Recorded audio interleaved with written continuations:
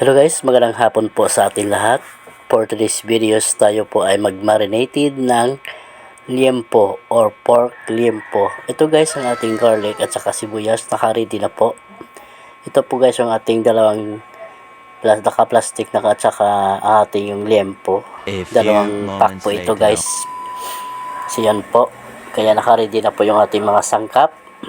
Kaya ang video po na ito nais ko lamang po i-share sa inyo upang matutunan nyo po kung paano mag-marinated ng ating pork liempo. Kaya guys, sundan nyo mula umpisa hanggang dulo. Huwag nyo kalimutan mag-like, share, and comments para lagi po kayo updated sa aking bawat na-upload ko na video. Tara na guys, mag-start na po tayo. First step po ay maglagay po tayo ng garlic at saka yung sibuyas. A few moments later. Po.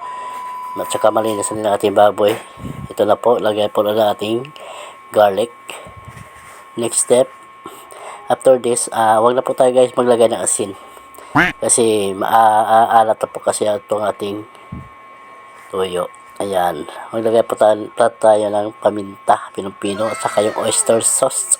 Isang piraso lamang po kasi marami na rin yan. At saka mag-add po tayo ng soy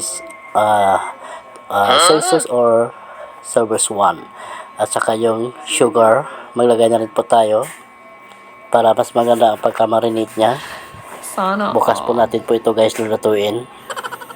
Alam mo guys kung bakit marami kami mga menu ngayon. Kasi babaonin po namin ito, maliligo po kami bukas doon po sa Caribbean, North Sagaray, Bulacan. So yun po. Ayan, hangoy mo natin. Meron po tayo dyan guys na kalamansi.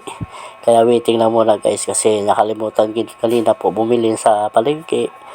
Kaya maglagay po tayo mamaya. Ayan, mag-add po tayo ng suka.